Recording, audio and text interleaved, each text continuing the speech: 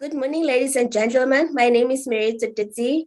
The Professional Development Director of the Northwest Alumni Committee.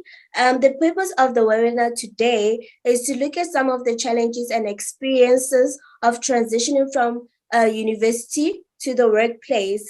In this regard, we will also look at some of the ways in which you can approach these challenges. To help us through this, we have Ms. Rose and Mr. Makomoto. To introduce the first speaker, we have Tshepiso Shole. I will give it over to my colleague. Good morning, ladies and gents. My name is Tshepiso Shole, and I am the Community Service Director for the Golden Key Northwest Alumni Committee. So basically, the first speaker that we have for today is Marali Ruiz. So Marali Ruiz is a project manager as well as a consultant, an employability consultant. So just to give like a brief overview of who she is and what she does, I'm just going to go over her speaker profile. So like I said before, she's a project manager as well as an employability consultant, and she currently is employed as the senior management manager of employability at the University of Pretoria. Her greatest passion, in her own words, concerns helping other people connect with their true potential by guiding them towards careers that will bring out their talents as well as their strengths. Over the last 9 years, she has assisted a countless number of graduates with things such as expert CV writing, creating an effective online presence, as well as transitioning to change. Her expertise include, but are not limited to, project and event management, employability and career counseling, customer relations management, financial management, senior administration, as well as systems management. She also, apart from being or holding a master's degree within the human resources, she also holds a degree of honors in psychology. So without any further ado, may we please introduce Mariel. Dear attendees, thank you so much for your patience. We seem to experience a little bit of technical difficulties. We are just waiting for our presenter to unmute. So in the meantime, we would just like to welcome everyone that is logging in. I wonder, Kia Betswe, would you like to move on to your next presenter, or would you like to maybe start with your videos while we wait for Marali? Can you please play the benefit video while we wait for Marali to join us? Fantastic. Attendees, we will now be playing you a benefit to members Golden Key video.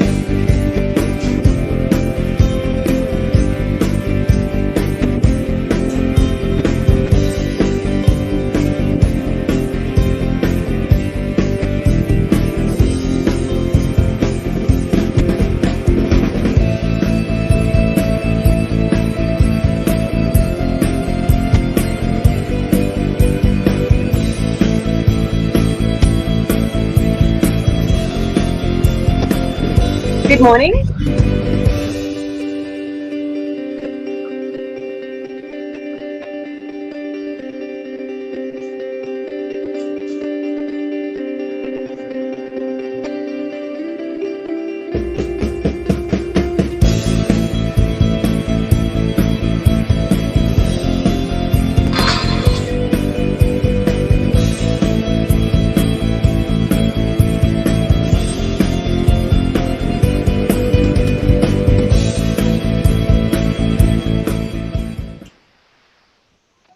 There we go. I see Marali is back. Over to the committee. I am back. Thank you so much.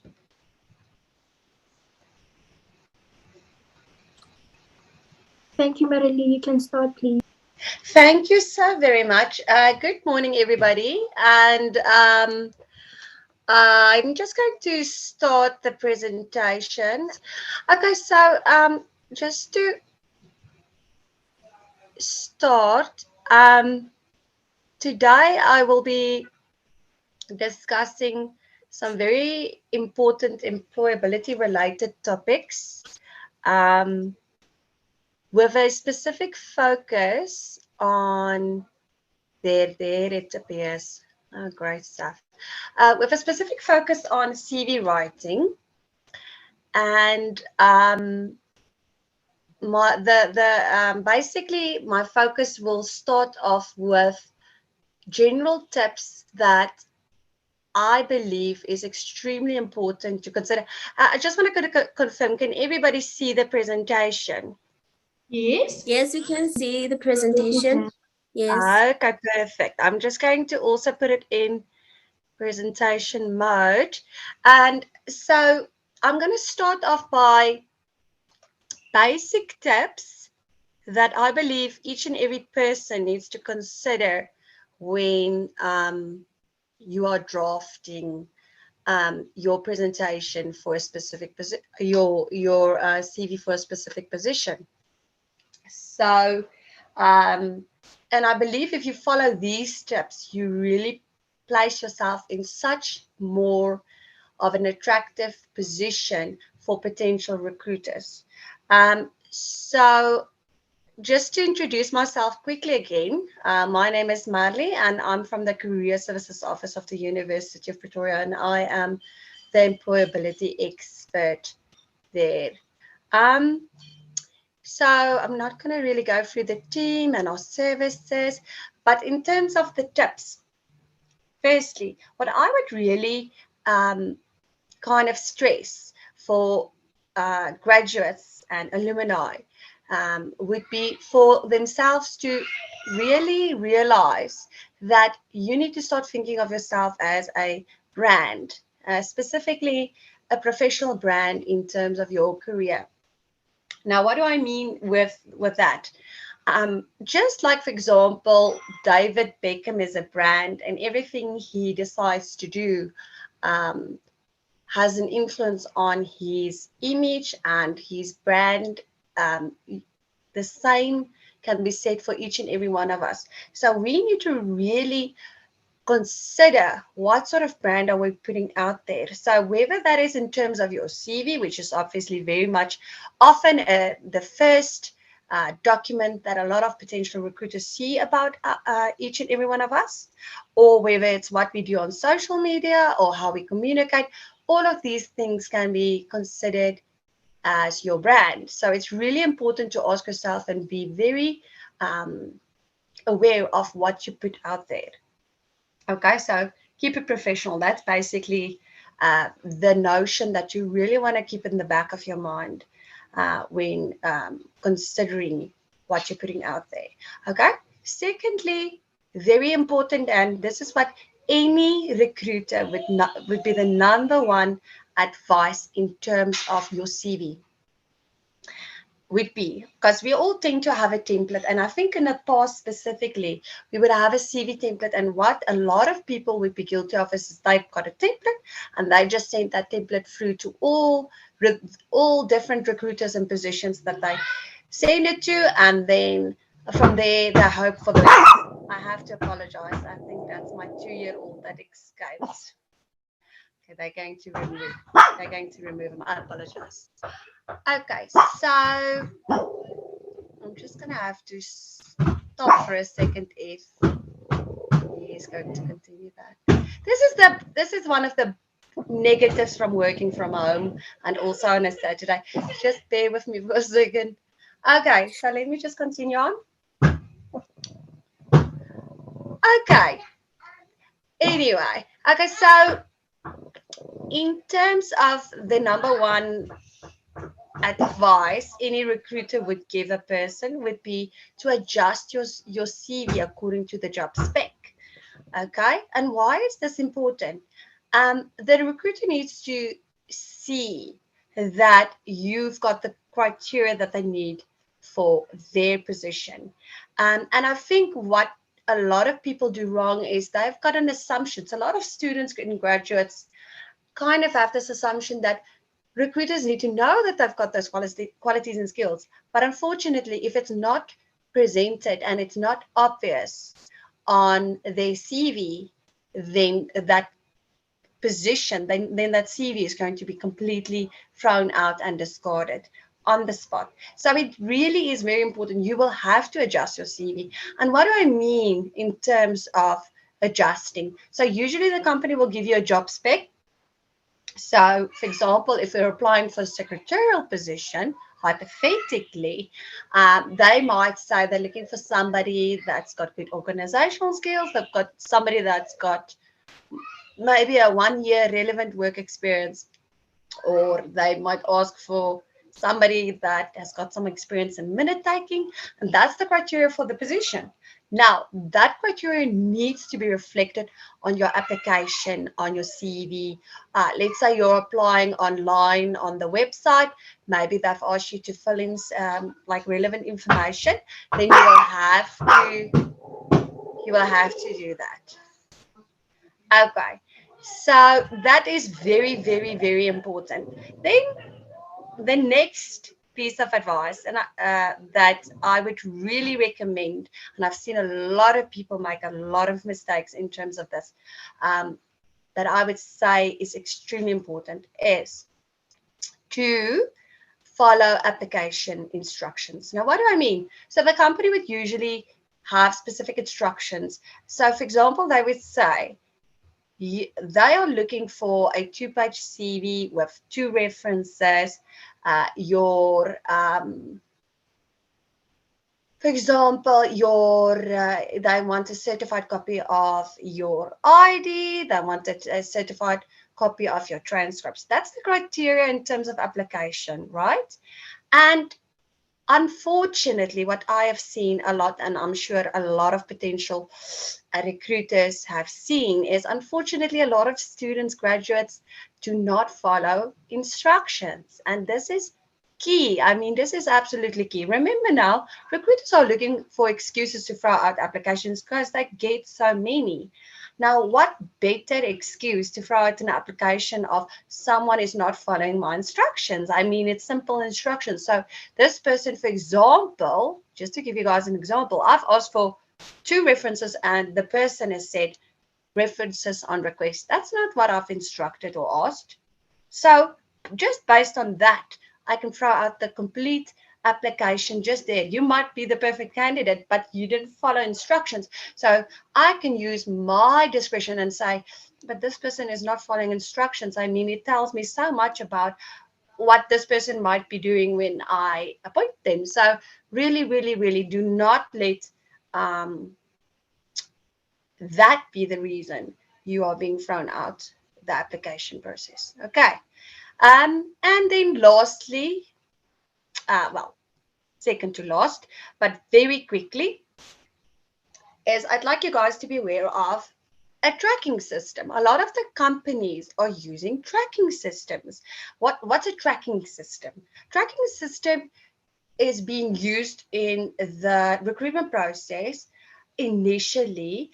For example, when you submit your CV, whether it is online or whether you're emailing it, a lot of the companies, and you don't know which ones are, but a lot of the companies are using tracking systems, and obviously they're using different tracking systems. Now, why is this important? The point is, this tracking system is being used to be basically pick up on certain keywords, and only based on this, your CV is going to be put through to the next round or thrown out. Now, this kind of aligns with the idea of adjusting your CV for the position, right? It's very important. So what would I say, guys? I would say definitely go and adjust your CV according to the job spec. And I'm not talking about copy and pasting and plagiarizing. I'm talking about really showing them that you've got the qualities and skills that they're looking for. So let's say they, for example, use the phrase or terminology interpersonal skills. That is something that I would use, literally use the terminology interpersonal skills in my CV or cover letter, because the tracking system is going to be searching for specific words, right? So that's my advice in terms of tracking systems. Be aware of it. And in fact, you can have all the qualities and skills that they've got, and if you've not reflected it and or used specific keywords and a tracking system is being used, your application might just be thrown out, unfortunately. So just be aware of it. Okay. And then last, Marlies, yes. are you using your slides to do the presentation? Because I we're am. still on the first slide. If The we can, yes, is it the on the first slide. CV? Is it on the Yeah. CV format? CV format. No, it's on Welcome to Career Services. We're still on the first slide. I wonder why it's malfunctioning. Dick, you know what? Let me do this. I'm going to. Yes, I'm you gonna can rather do that. do this. I'm gonna have to Yeah. do this. I apologize. Okay, so just to kind of quickly recap, we were talking about the importance of brand. Thank you for bringing that to my attention. We were talking about the Thank you. importance of brand. We were talking about job specs and having to adjust your CV to a job spec. There, the second bullet. We talked about following the application instructions. We talked about being aware of a tracking system. And lastly, is to basically be aware of your CV template. Now, guys, I think this is a very tricky one because there's so many templates out there. So how do we know which template to use, right? What is the correct template to use? It's a very difficult question. And there's not a one right answer by any means. However, the only thing I would stress from my perspective, and this is a little bit debated, but what would I do with my CV template? I would not overcomplicate my CV template in terms of tables, in terms of paragraphs, in terms of pictures, borders, and things of that nature. Why? Because if your CV is overcomplicated in terms of formatting and it's submitted into the tracking system, it can basically scramble the information and throw out your whole application. So I would keep your CV professional, but I won't over format and use too much extras in terms of tables and those sort of things. That's my advice in terms of the format and my reason for stating that. And I hope that makes sense. So that is just, and again, it's very difficult because you don't know which tracking system is being used, if a tracking system is being used, but just in terms of you could be the perfect candidate, and if it's submitted into a tracking system and your CV is like too difficult to read, it can be an issue. Okay, so that's it in terms of CV format. And if you only follow these tips that I've mentioned, it places you in such a more attractive space, and you're kind of like really jumping so many hurdles already, because this is like really 5 areas where a lot of people go so wrong in terms of the whole process.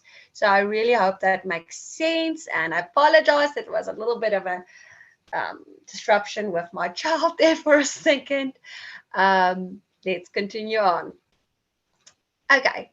So in terms of and I'm going to go quite quickly through this, but I'm going to quickly give reasons for why I say what I say. So what I would do with my CV is I would start with a personal details section without having the detailed personal details necessarily on top of my CV.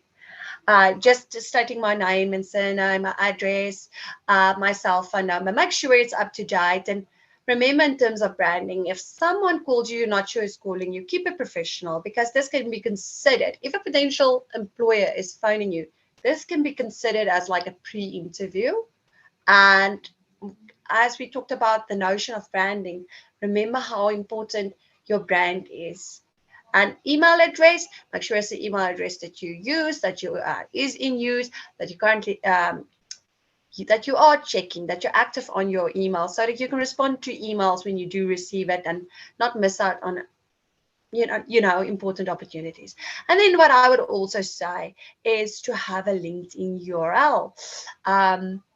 So it kind of, and I'm going to very quickly touch on LinkedIn.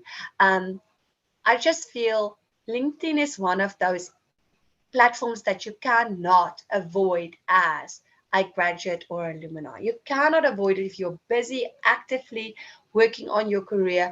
You cannot avoid it, in my opinion. It's all of the recruiters are on there, everybody that's professional and working on their careers are on there. It's just the place to be if you're working on your career. That's my advice in terms of LinkedIn. All right.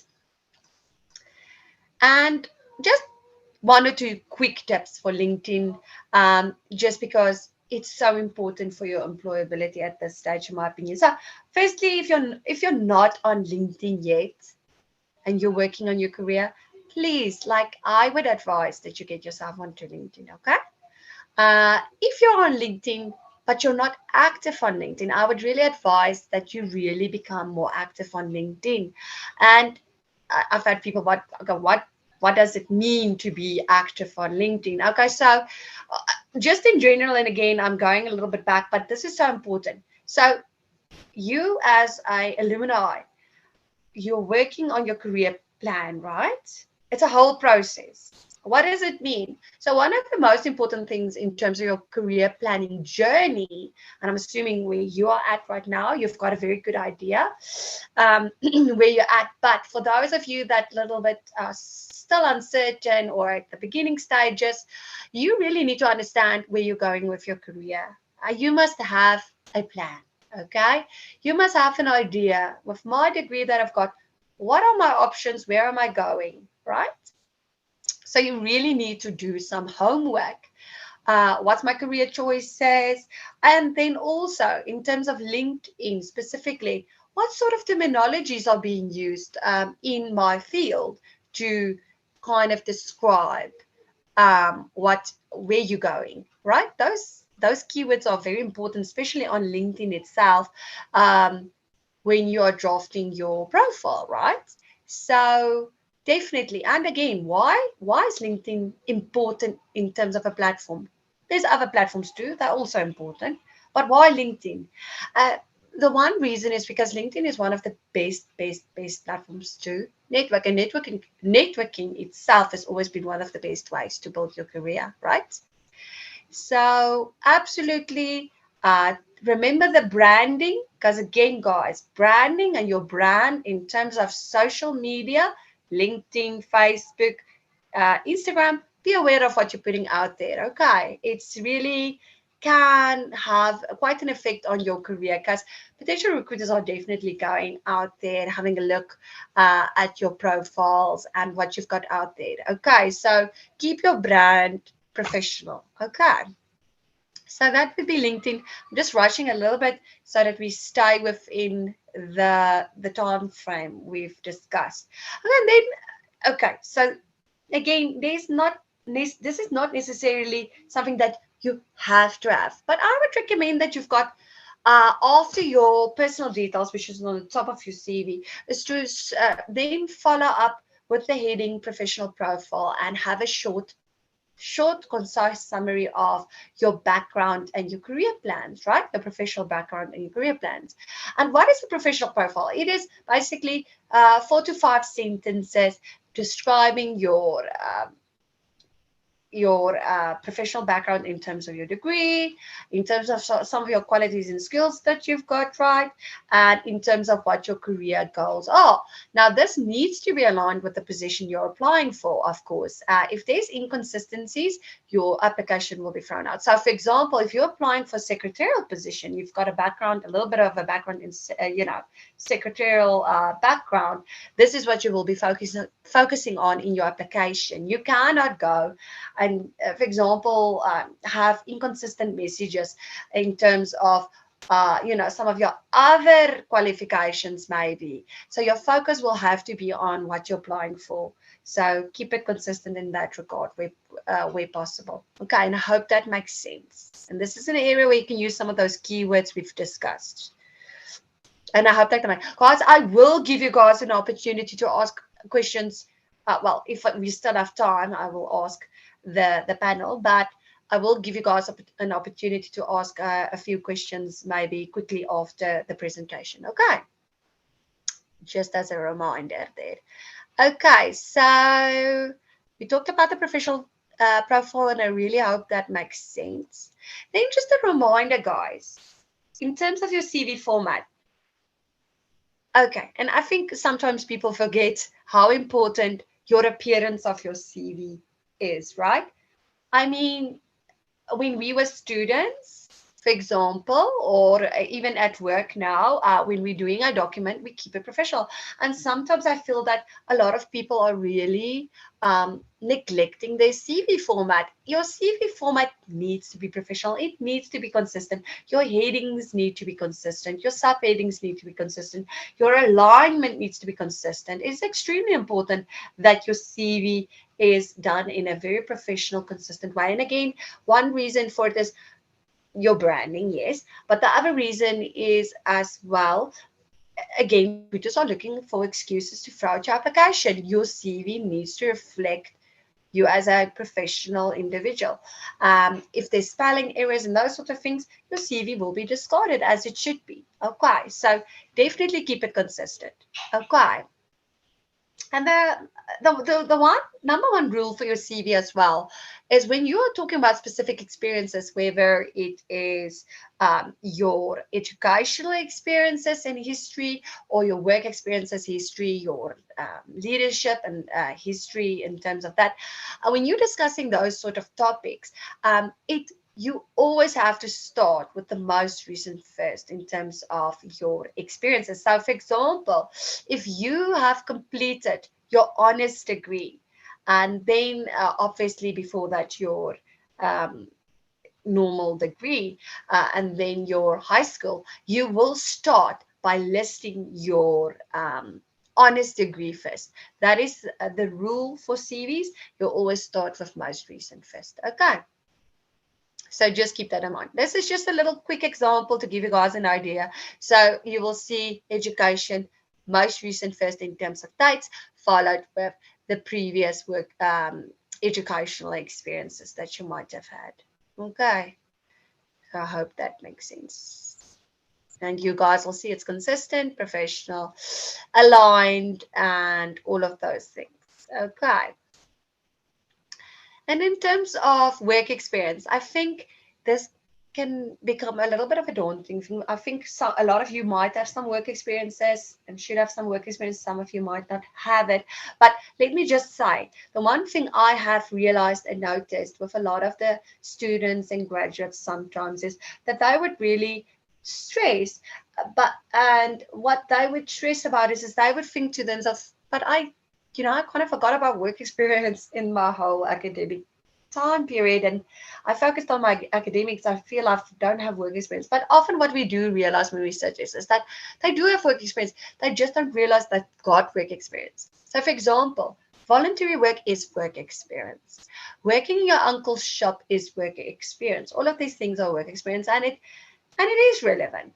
But obviously, guys, the more relevant, the better. So always, like, for example, this session, as we like hosting it right now and going through it right now, it gives you an opportunity to also ask and reflect on your current CV and ask whether there might be some areas that you want to work on. So, for example, just quickly in terms of the example of we are applying for a secretarial position, right? Um, let's say I'm just going to quickly give you guys an example. Let's say I'm applying for the secretarial position and I've got 1 year's relevant work experience as a secretary, but I've also worked as a promoter when I was a student. I worked as, I waited as a student, right?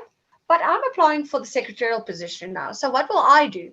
In terms of my work experience, when I describe it, I will go into detail on the work experience when I was working as a secretary, right? Because it's relevant to the position. And I might not give that much details on the other work experiences that I've had, depending also, obviously, on the application instructions. So sometimes maybe they will say, they don't want a CV that is longer than 2 pages. So you will have to use your discretion in terms of what you place on your CV. That is why it's so important to adjust your CV according to the job spec always. Okay, and I hope that makes sense. And then you can list some of your job duties in bullet points. And I'm going to give you guys just a little example there. So you'll, like I mentioned previously, you will mention your work experience,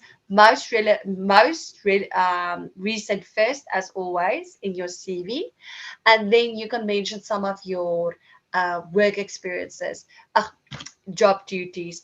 But my advice would be to do it in bullet form and and keep it short and consistent and concise, right? So instead of writing paragraphs and paragraphs and paragraphs, just keep it consistent. And always, like we said, adjust it according to the position you applied for. Be clever and be strategic in terms of that. But this is also giving you, like I said, an opportunity to kind of reflect and ask yourself, do I need like some relevant work experience? Do I need to kind of like go out there and be proactive in terms of what I can do in terms of work experience, right? Okay. So that is giving you an idea. Then some other areas, especially now for students, but also for graduates, still relevant and alumni some to a certain extent, depending on how far along you are in your career journey. Is but again, this is more relevant, like I said, for recent alumni. When you are going and discussing things like achievement and leadership. Those are the things that you're going to focus on. But again, guys, if the job spec said that they're looking for a good leader, you will really have to kind of focus on. And this is why it's so important to understand what they're looking for. Because if they cannot see that you've got 95% of what they are looking for, your CV will be thrown out, right? So the only thing that I've seen, okay, so yeah, you can discuss some of your achievements, if relevant. Like I said, if you're an alumni and it's 10 years on now, it might not be so relevant anymore. But if you are a recent graduate, 2 years on, this might still be quite important. Okay, so you need to kind of reflect and ask yourself, what sort of leadership qualities do I have? What sort of achievements have I accumulated throughout my academic career? And those are the type of things that you can list under achievements and leadership. You can have a section for training, if you like, and if relevant. And usually, in my opinion, the training section would be training courses that you've done that is not part of your official academic educational background. So this is why you can address this in a separate area. For example, if you've done like a short project management course that you feel might be beneficial for the position you're applying for. So you do ask yourself, kind of when you place your training there, will this be some sort of benefit or attraction for the potential recruiter for this particular position? So that is something that you will also have a look at. This is not so relevant for you guys. I'm just going to jump over. Okay, then another very important area that needs to be addressed in your CV would be skills. And I think one area I feel a lot of people go wrong with the skills is that I think we trying to kind of over impress, and so we just list like 40 skills and hope for the best. But I do think that kind of subtracts and takes away some of the meaning. So for me, I would just adjust the skills according to the position and the skills that I've got, obviously. So you want to create this company person fit type of thing, or position person fit, right? So it's just, I would say what is important here would be, let's say they said that you really need presentation skills for this position, right? So you really have to go and ask yourself, because I think what a lot of graduates and students sometimes kind of could be an issue for them is that sometimes they kind of like stress and they're like, do I really have presentation skills? And often what I've noticed is a lot of people have got skills but they don't really realize they've got it, and they also don't know how to justify it sometimes. But it really is simple. So if you have conducted various presentations throughout your academic career, right, or you've done Toastmasters, you've got presentation skills.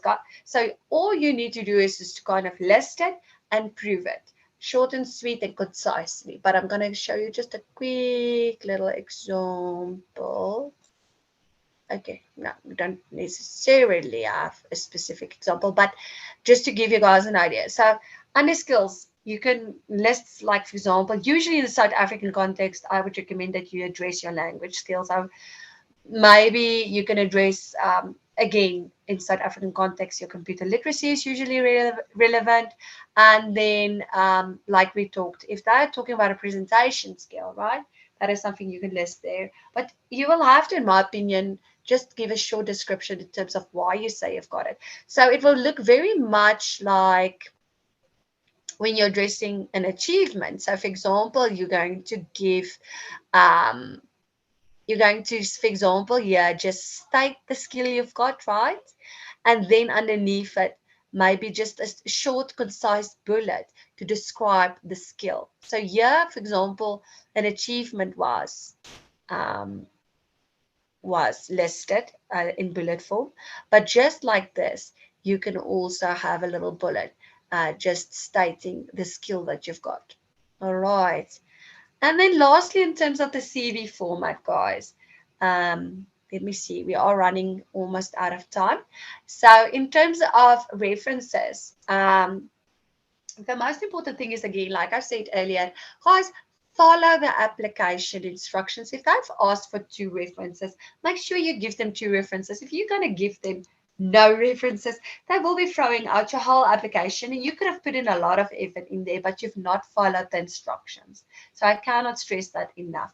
But for your references, it's great to have a reference that can vouch for you in terms of your professional and work ethic. Okay, so usually a previous employer, whether it was voluntary or otherwise, or a previous academic, but the person needs to know you, they need to give consent, right? But you cannot give a reference that cannot give a professional reference. So if the person knows you only on a personal capacity, that's not a good thing. So if it's your pastor, it's probably not the best reference, right? For the most part, okay? If it's a friend or a peer, that's not going to be a reference. Okay, so be very careful in terms of that. But your references need to give consent. So they need to be aware of the fact that you've placed them on your CV as a reference as well. Okay. And then lastly, remember, your cover letter often accompanies your CV. Okay, so it's just as important for you to follow application instructions in your cover letter. So whatever they've said about the cover letter, you need to follow those instructions as well. And absolutely, what I would consider when I'm drafting my cover letter, again, is specifically, obviously, you want to create that company person fit and like job spec fit. So that is definitely important. You want to reflect it. But you can also, so therefore, just because of that, you will have to understand what the company culture is. So you really will have to do a little bit of research to show that fit in your cover letter as well.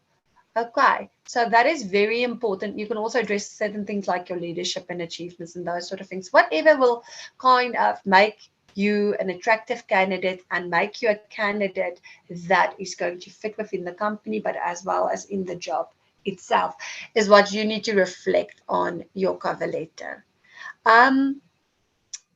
Yeah, and in terms of that, I think that would be my advice and tips for today. Um, are there any questions? Thank you, Marali. Uh, That was a wonderful presentation, and we will indeed present ourselves as a brand.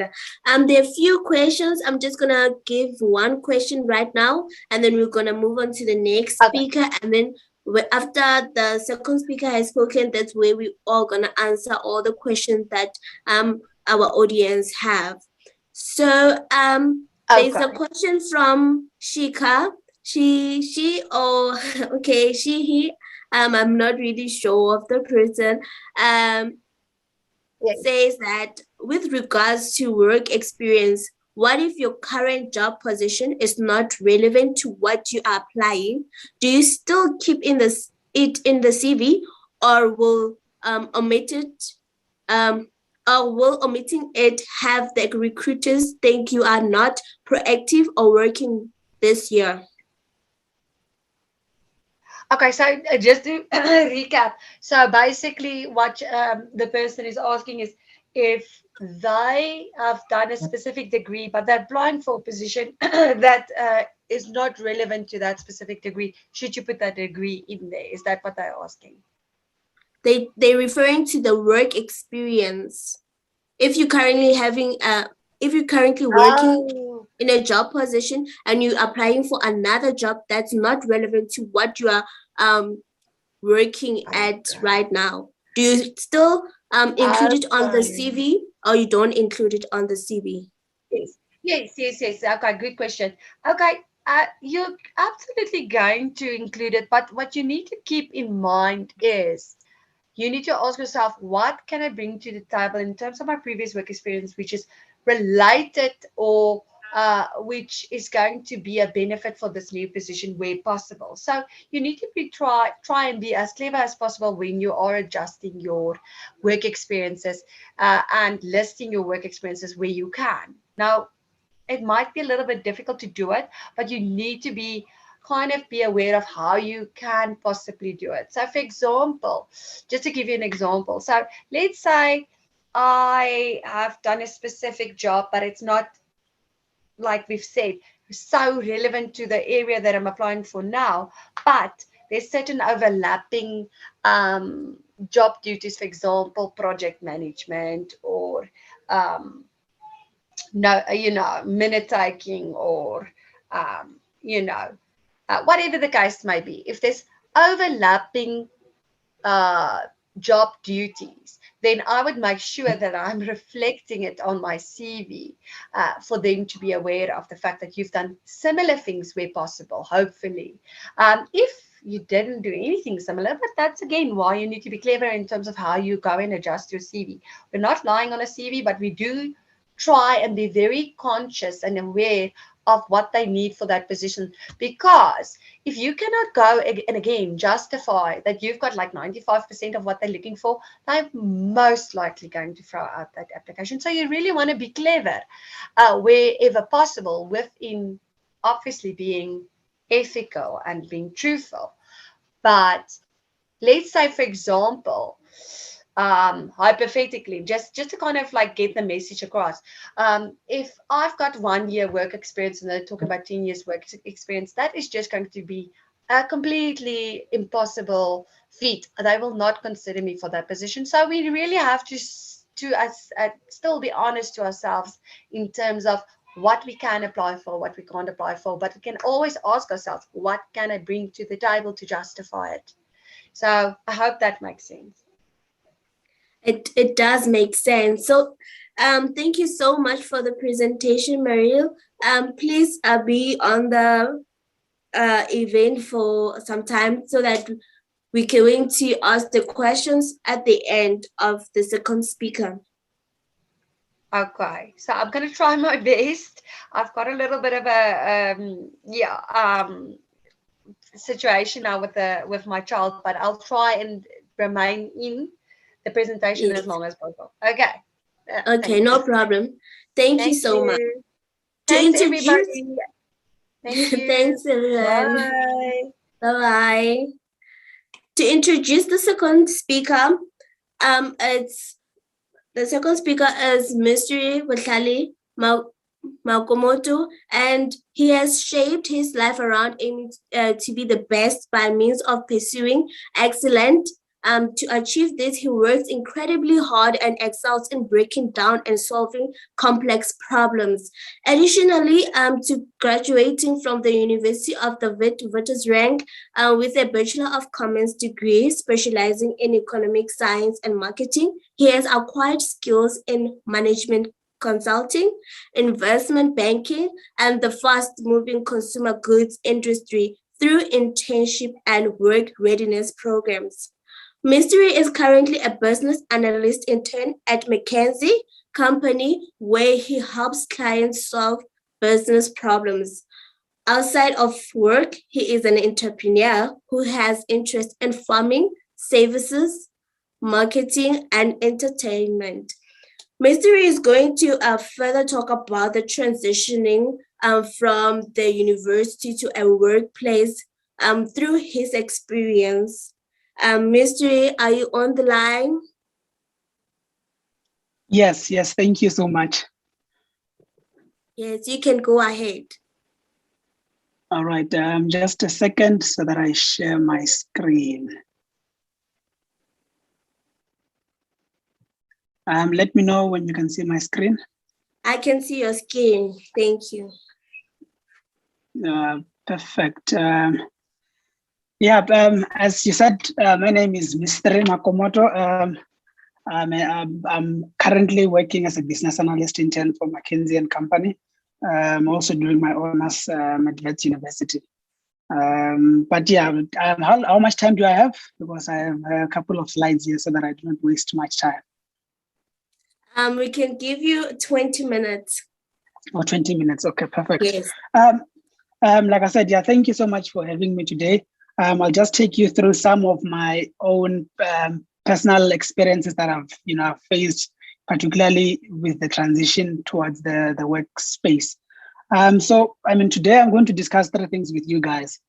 So number 1 will be the general expectations. So by that is what's expected of you, particularly in terms of skills when moving towards the workplace.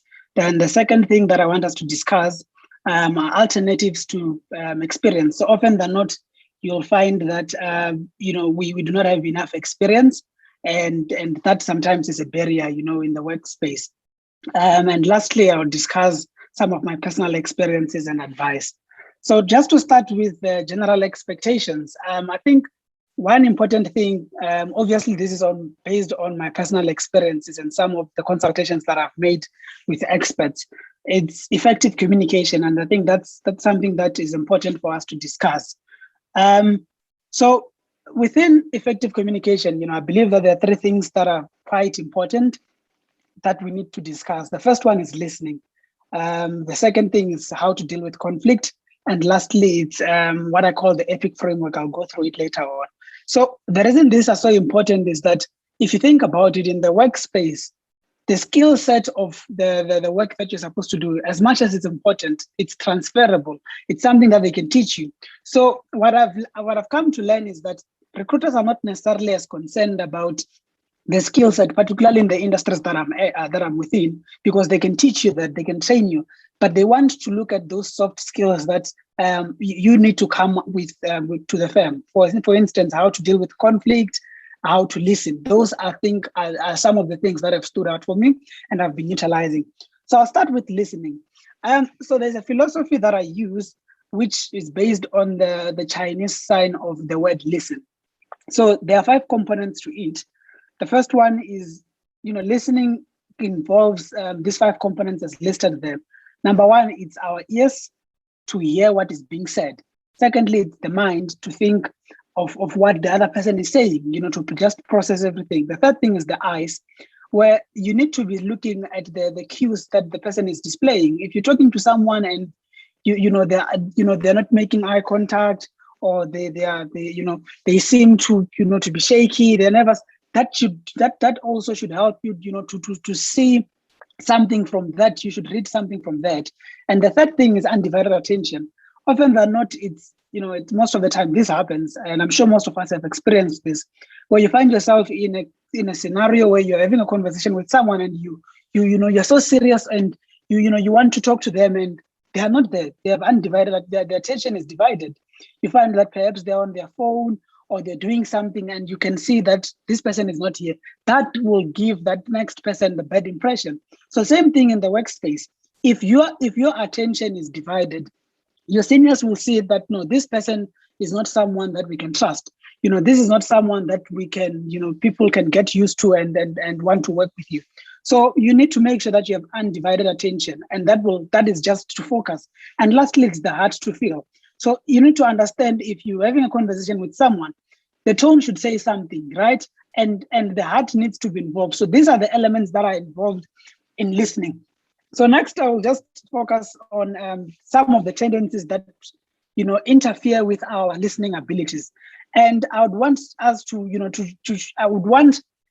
just show, raise our hands to if you feel that some of these things you have experienced. Most of the time, if you think about it, these tendencies are always there. When you're trying to have a conversation with someone and they're just trying to offer you ideas, like, they're telling you, I think you can do this, and you didn't ask them for ideas. They need to contribute. I'm sure most of us are here, where when we're having a conversation with someone, we always want to try to contribute something, even if we are not asked to contribute. And one thing that I believe most of the time, it's a problem. It's making things about ourselves. So if someone is telling you about something, now you're changing it, you're comparing, you're saying, well, when I was in such a scenario, this is what I was doing, or, no, I think you can do it this way. And, no, that your problem is not as big. And these are some of the things that interfere with our listening abilities. So I just want to see by the show of hands, people that agree that indeed these are some of the tendencies that are interfering with our listening abilities. I can see a few hands already going up, and it's important that we deal with it, because often than not, if we are in denial that indeed we are effective listeners, we will have a problem in the workspace where you're listening to your boss, but as he's saying something, you already want to offer advice. You already want to say something, not just your boss, even your colleague. And they're telling you about something. Today I feel bad, or I didn't like the way you spoke to me. Already you want to dismiss feelings, which is not a good thing. So it's important that we solve this. And next thing, I just want us to discuss some behaviors that reflect effective listening. And I believe this is sort of a part of the solution of how to improve your listening skills. And obviously, what part of the solutions is making sure that you're doing almost the complete opposite of this. By the complete opposite, I'm saying, if you're having a conversation with someone, as much as it might seem the right thing to do at that point in time to try compare, don't compare if you're not asked for comparison. So these are some of the things that I believe are important, and they show active listening behaviors. So number one, supporting and encouraging. If someone is telling you something, support them through what they're telling you. Don't make them feel that their feelings are not valid, or what they're saying is not important. Support them and encourage them. The second thing is reflecting and repeating. Repeat what they said to show that you're listening. Reflect on what they said and bring those insights. The third thing is digging deeper into the details. If you, for instance, you're now in the workspace and you're having a conversation with your colleague or your manager or whoever who's a superior person, dig deeper there and try and find more information out of it. That shows that this person is engaging. I've had conversations with people where, as you are saying something, you can totally see that this person is not here. They're not asking anything. They're not asking any questions. For instance, if at the end of this presentation there are no questions, chances are that a lot of us were not listening, right? Because we need to dig deeper. How do we dig deeper? Through asking questions. And lastly, offering help. So often than not, we want to offer help when it's not asked. So I would advise you that this one is a tricky one. Offer help when you are asked to, or you can see that in this scenario. Remember those elements we spoke about, the elements of listening. When you can see that, okay, in this instance, this person is looking for, they want me to perhaps to advise them with that. Then the second thing, like I said, within the effective communication skills is focusing on dealing with conflict. Can you guys still see my slides? Yes, we can see your slides. Okay, perfect. Dealing with conflict. This is so important, guys. Very important. I cannot, I'm putting emphasis on, I'm making sure that you guys hear this. This is so important. Dealing with conflict in the workspace, not just the workspace, group work. Now we're working, a lot of institutions are doing things online. Even in the workspace, conflict will always be there. It might not be as bad, but you need to know how to deal with conflict. And there's what I call the Apr technique that I use to deal with conflict. So like it's mentioned, there's aware, pause, and refrain. So often than not, back in the days when as humans we were evolving, when you are triggered, right? By triggered, I'm saying when you can see that perhaps this thing is bad, or if someone says something bad about, let's say you're presenting something to your lecturer or your colleague, and they say this thing is ugly, it's bad, there's no effort. Often than not, back in the day, right? There were things that would happen. It's either you would fight back, there would be a need to what we call flight. So if, for instance, you're working and a dog shows up and you're scared, you're reacting by flight there. So I won't touch much on that, but my point there is that when that happens, we tend to respond without thinking about things. And now I want to introduce you to the Apr technique that I've used, and it has worked for me in all aspects of my life. So the first thing is to make sure that you are aware that you are triggered. And this is, this framework, or rather the technique that I'm talking about here, has to do with moving from a fixed mindset towards a creative and a growth mindset. So you need to make sure that you are aware of the fact that there is a trigger. And being aware means that you need to tell yourself, we know ourselves. Perhaps when you're triggered, your heart starts beating so fast, you get angry, you need to make sure that you are aware that, well, I'm triggered in this instance.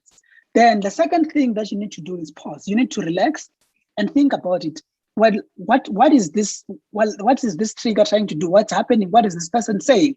And we pause in different ways. I mean, often than not, in my space, when I pause, right, I would sometimes I smile. I do not respond at that point in time. Or I'll say, okay, that's funny, even if I know it's not necessarily funny, because I'm trying to process that thought and making sure that I'm saying, Mystery, you're triggered by this thing. And then after that, you reframe the scenario. So after reframing the scenario, so you're now saying, well, this thing is trying to trigger this personality out of me, or it's trying to trigger this thing out of me. How do I react to it? So the reason I'm bringing this to you is that if you think about it in the workspace, when you particularly in spaces where you're working with big teams, you'll have presentations that you'll be doing. And as you present, you'll find that sometimes what you're presenting, people are not taking it the way you expected them to take it. And that therefore affects you because you'll be triggered and things like that. But definitely, I'll go into detail if we have time, but let me just move on to the EPIC framework. So the EPIC framework is what you need to use when you are, it's basically the foundation of effective communication. Dealing with conflict and listening falls under this framework.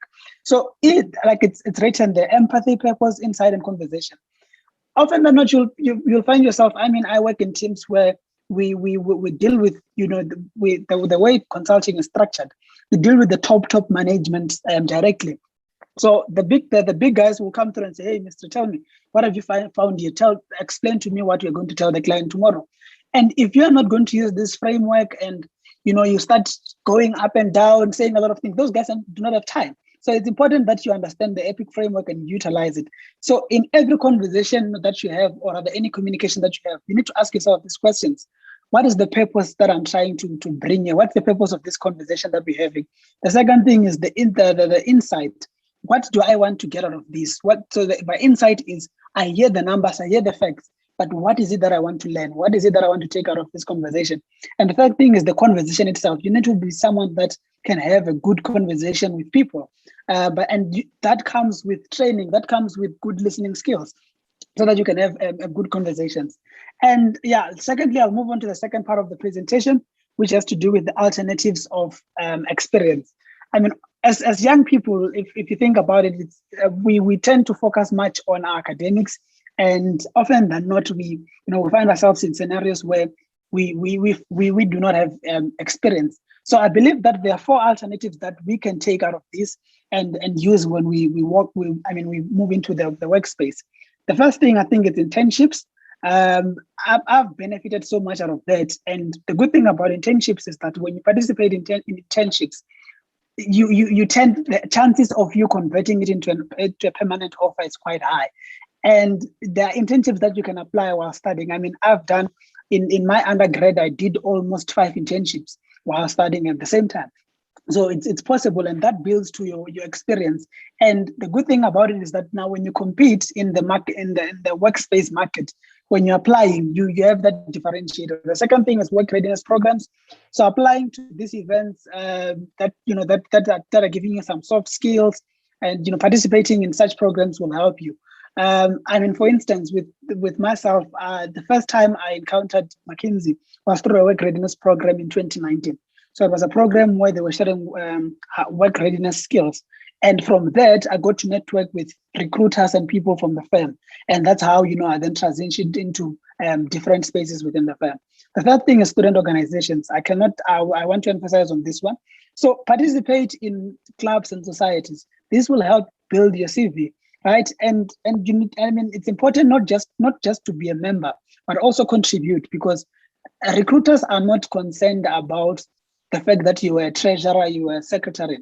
They are concerned about what you did there. So it's important that you put numbers to it. For instance, I'm currently the president of the Vets Investment Society, right? And what has stood out a lot of times when I interviewed with companies, right? I'll give an example. I would say, so in 2019, before I was the vice president of the society, I helped increase the membership by 180%. Through my strategies that we implemented. They are concerned with what you did there, and it's often than not you find yourself in a scenario where you are there within the space. You've gotten the opportunity because you put it in the CV, but you do not make it through the interviews because you didn't do much. So it's important that you are engaged. And the last thing is extracurricular activities, which still, also involves student organizations. But with this one also, since, for instance, some might be applying for roles next year, but you are not involved in internships, work readiness programs, and student organizations. What else can you include in your CVs? Extracurricular activities, include them there. I gave an example. As I was introduced, I am an entrepreneur. I have a couple of businesses that I run, but at the moment, I'm just, I've been focusing more on the corporate side of things. But my point there is that I would include them in CV that in 2019, I had a baking business where we were supplying for over 5-6 shops in Bloemfontein and 3 residences. And with that, remember, that's not it's not a student organization. And it shows that this person is someone that's willing to go an extra mile just outside the academics. So it's important that you also include the extracurricular activities. It's good to say, well, I play basketball, I do this, I'm involved in this sports. And lastly, because I'm looking at time, it's on personal experience. So these are the 3 things that I want to share with you guys. These are the things that I believe have assisted me and a lot of people that I've consulted with, over the couple of years, and this be my mentors and my colleagues and some of my managers. The first thing is always be in pursuit for excellence. I don't think there's anything that beats that. And I think you guys are already on the right track. The fact that you're Golden Key, that says a lot about you guys. So you're like a step ahead, but it does not stop there. By a pursuit of excellence, you need to go an extra mile. You know, you need to make sure that you ask yourself what's differentiating you from the other person. And if you think about it, if it's just about being smart, almost everyone in this room as we speak is smart. And if you think that's going to do, if there's a role that if there's a firm that's looking for 2 people, and you're saying, well, I'm smart, I have the grades, do you think you'll make it through? But pursuit of excellence helps you be the best in every aspect of your life. So you try to push yourself further. Second thing is effective communication, like I mentioned. Communicating well will help you. I mean, I've been in rooms where it's like smart people, the smartest people that I know. I mean, currently I work with students from Harvard, students that are studying abroad, people that are, smart people that will tell you, well, I studied in Stanford, I moved to the US to study this and whatnot. And you feel that you may feel intimidated, right? But I can tell you, effective communication will say a lot for you. When you're presenting, when you're listening to someone, when using that EPIC framework, when you're going into a meeting or you're having a conversation, and you're making sure that you discuss your purpose there, what you're looking to get into the meeting, whatnot, those things will stand out. I can guarantee you they've stood. I mean, I remember when I was doing an internship with JP Morgan Chase at the time. It's an investment. It's one of the biggest investment banks in the world. So there were smart people. There, people that have their CFAs, people that had like great marks. But my effective communication skills stood out for me. How I presented myself, how I spoke to the people there, how I asked myself and asked questions. Those were so important to an extent that they even gave me an offer after that. And remember, I'm not a finance major. I did economic sciences and marketing as an undergrad. But my point there is that I wasn't the most brilliant. But like I said, the skills they can train. They can train you the skills to do the role that they're looking for, the responsibilities rather. But the soft skills, communicating well with people, presenting yourself well, those are some of the things that are important. And lastly, focusing on the journey and the goal. The reason I'm saying this or bringing this up is because often than not, we tend to look towards the performance goal and we forget the skill set. And the reason I'm bringing this is that focusing on the journey itself, means prioritizing the learning intentions and experiences and not just the outcome. And the reason I'm bringing this is that you find yourself in a scenario where you have an opportunity to lead an organization or an opportunity. Let's assume that next year everyone in this room joins the workspace, right? And now, if you focus on the outcome itself to say, well, they're saying, let me work on this thing, they want it tomorrow. If you do not focus on the skill set and making sure that the journey, the learning intentions within that space, you're not going to go far. And that's when you start getting bored of what you're doing, and you'd feel that I think I'm not happy here, because you're focusing on the outcome. And when you focus on the outcome, you cannot control the outcomes. They might come negative or positive. I mean, there's when I was consulting with a colleague of mine, I got this from my mentor. He gave me a good example, saying this comes back to the mindset thing I spoke about, saying that so way back his thing was that things need to go my way all the time, and I do not need to settle for less. That was the outcome, right? And throughout everything he's doing, instead of learning throughout the journey, while he's working in different industries and all that, he was focusing on saying, I need to make sure that things are going my way, right? And he said after he understood the importance of the journey, things changed, and it was now, I do not know what the future holds, right? So the best way to succeed is to plan ahead, but be flexible and curious as I go. So curiosity, learning throughout that journey will help you so much. And that's it from me. If there are any questions, I'm happy to take them. Thank you so much, Mystery, for the presentation. It was so informative. I learned a lot, especially as in the conflict and the EPIC framework. Also, listening is a skill that everyone needs. I totally agree with you. Thank you so much for the presentation. Now we're going to go to the Q&A. The Q&A is for both of you, for Marali and for you, Mystery. One of you guys could say hi, I'm taking the question, and you could answer. The first question that I'm gonna ask is in terms of the cover letter tips. Joseph is asking that what does it mean? Oh, sorry. What is meant by avoid personal pronouns? Joseph wants to understand what does it mean when they say avoid personal pronouns in the cover letter.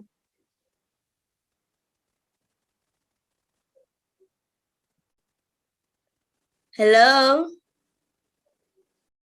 Maril, do you want to take it? Marali? I'm not sure if she's available at the moment, so let's just give her like 2 minutes. So I think the questions we should focus on now is the ones meant for mystery. Okay. I have a question for Mystery. It says that how can one deal with confrontation when they're struggling with it? Like, how do you deal with confrontation when someone confronts you? Can you give us some tips on that, Mystery? All right, no, thanks for that. That's a good one, and I think it's very important that we are able to deal with confrontation at all times, because these are things that happen. I mean, it comes back to the APR framework, that the technique rather that I shared with you guys. So I think when it comes to confrontation, the first thing is, being aware. Like I said, it's coming back to the triggers. Are you triggered when it's happening, when you're being confronted? Obviously, this has to do with some different scenarios, right? And if you feel triggered, you need to come up with ways, which is the pause part of things. So when you pause, like I said, often than not, we do it differently. For instance, with myself, right?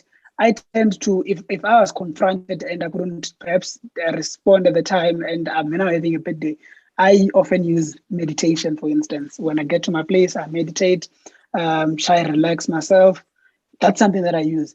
And in a space where I'm expected to respond in that instance, I use the simple technique like breathing in and out within that space, right? I would breathe in and I was to show that I'm not, because I know if I do not do that, I might respond in a way that might reflect that I'm angry, or perhaps I feel touched by what they're saying, and that how you respond then affects the outcome of that confrontation. So, like I'm saying, it's coming back to the pause. You need to now figure out what works for you. Some do music after confrontation or something like that. They listen to music, it calms them down, and now they're in a space where they can talk, right? Some use meditation. Some use a simple thing like being relaxed. I mean, it's something that I'm still learning, because I think when you're in the workspace, you'd want to find yourself responding at that time, but without sounding rude or in a bad way. So it's just relaxing and putting your feet to the ground and saying everything will be fine. This is a learning opportunity. Perhaps I need to learn how this person is thinking. So that's how I would look at it. I hope that answers the question. Thank you for your answer, Mystery. I'm going to pose another question to you again. Abraham is asking, how does one apply for internships, or which website could they find? Since, you have worked 5 internships in your undergrad, so Abraham is kind of asking for advice on how can they approach it. All right. So, I think the first step is saying, so for me, that obviously, Marali raised this, looking at looking at LinkedIn, right? So have a LinkedIn profile, because most firms are sharing their things there. But besides that, how I do it is, like I said, I would say, what do I want to achieve at the end of the day, right? So that's the governing, I call it a governing thought.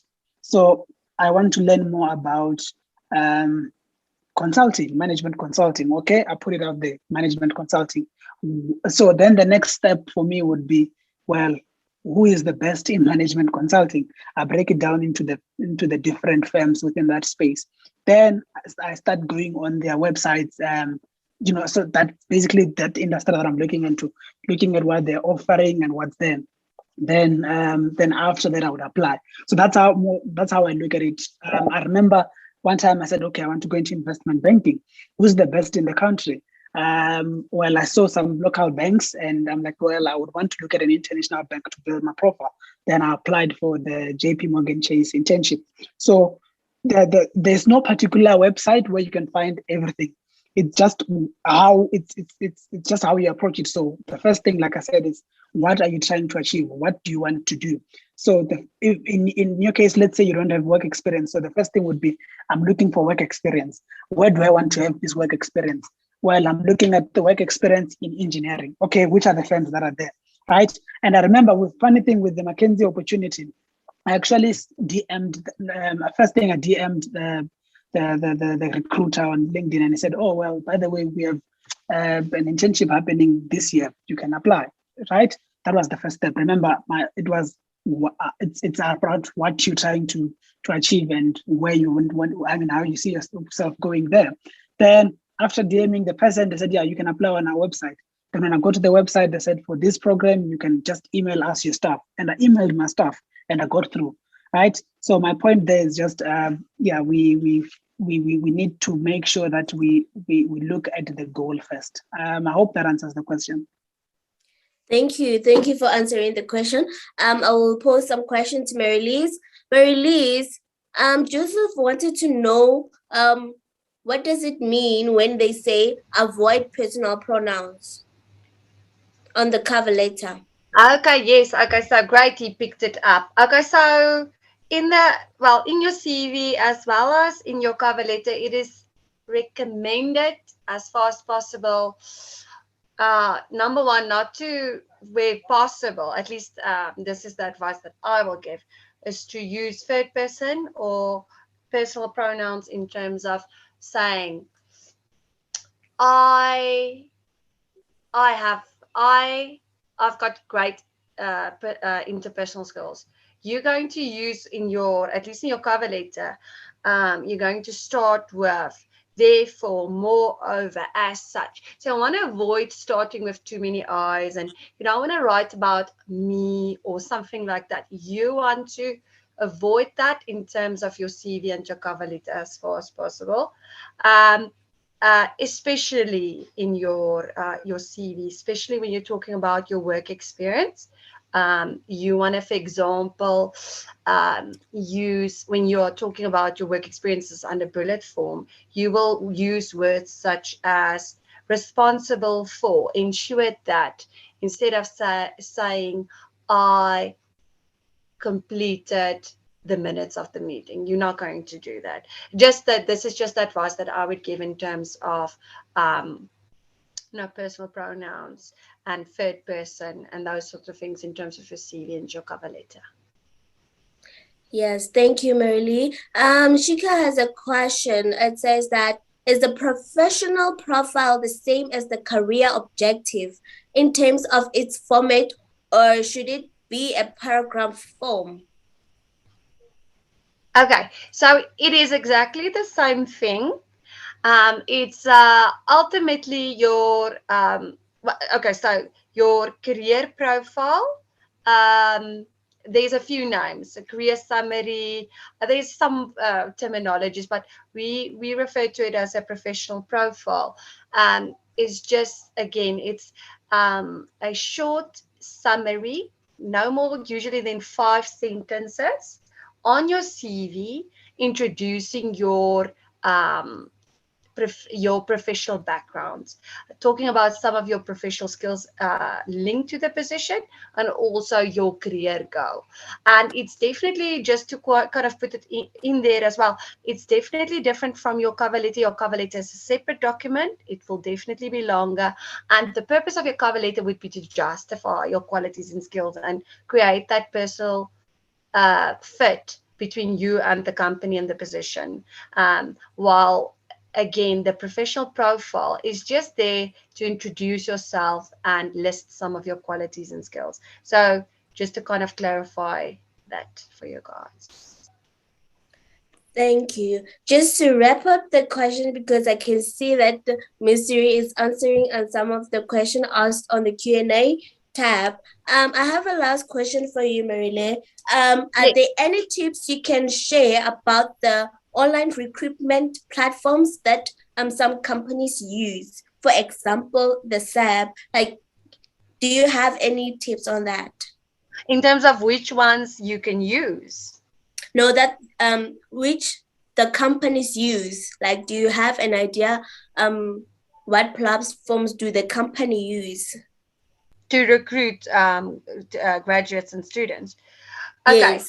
again, as reiterated previously, LinkedIn is the number one, and this is definitely the platform to start at, because just about all recruiters are on there. So that's the number one place to start. Definitely be active on there. Definitely have a presence on there. And as noted previously, in fact, is make sure that you are happy with the way that you are branding yourself and positioning yourself on there in terms of your career. And then there's absolutely some other good ones.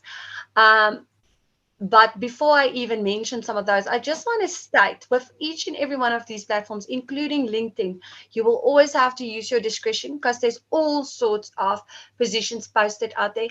And even on LinkedIn, unfortunately, the quality of the positions placed out there ranges from totally perfect, legitimate positions to it gets risky and you need to be a little bit careful. So you will always need to go and do your research. Don't just take any position at face value. So go and check websites, go and do your research as well. But other platforms that you can use, absolutely, there's nothing wrong with Indeed. Just remember again that what Indeed does, it's a platform which draws from different job platforms, positions. So it's not a bad platform at all. But again, like I said, even with LinkedIn or Facebook in terms of jobs or any other platform, you will get some more questionable positions. So always be careful and on the lookout. There will always be some scams. There will always be those sort of things. So you will have to do your research. You will have to go and do some checkups on their websites and things like that as well. But indeed, Careers 24, even Facebook have some very nice, legitimate jobs on there. But like I said, you will always have to go and use your discretion in each and every position that you do go have a look at.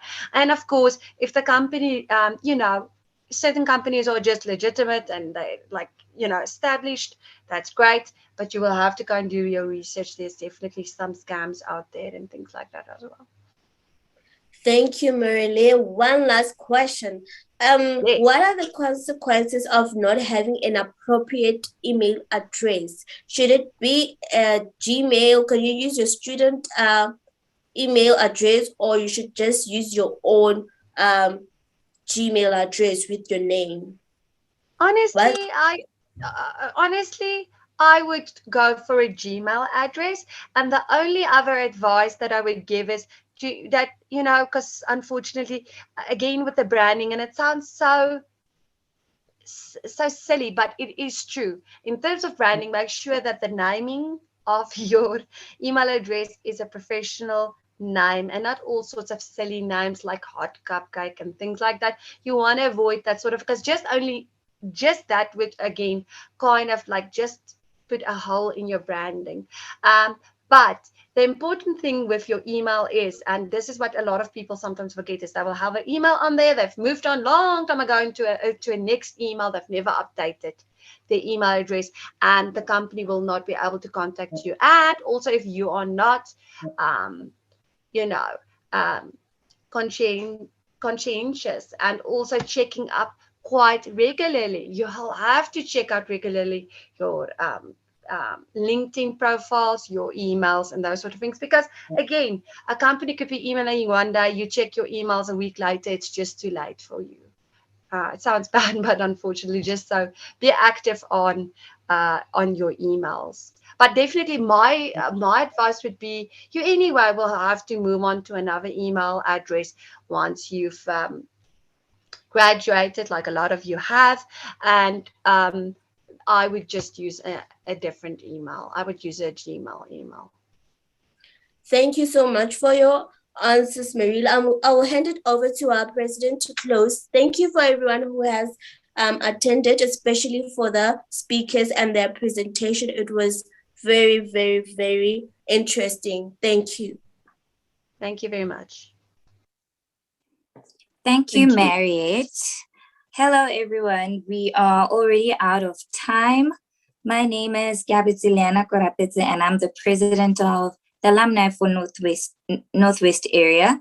I would like to take this moment to thank our speakers, Marali and Mystery. Thank you so much for your nuggets of wisdom. Would like to thank Marriott and Tepiso for also facilitating and emceeing throughout our webinar, and Juanita and Golden Key headquarters as well, and the whole Alumni Northwest executive team, and to everyone that participated in this webinar. We apologize that we cannot take any more questions, but we can connect more on other GK platforms. And thank you once again. Thank you to everyone. Let's go out there and be the best that we can be. Thank you. Bye.